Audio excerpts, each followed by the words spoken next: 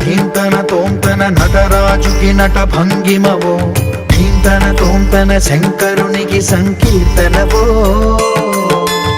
ఈశ్వరుడే అనునిత్యం తనలో తలచుకునే ఓంకారమువో, శివ హృదయం కరిగించే ఆ పంచాక్షరివో.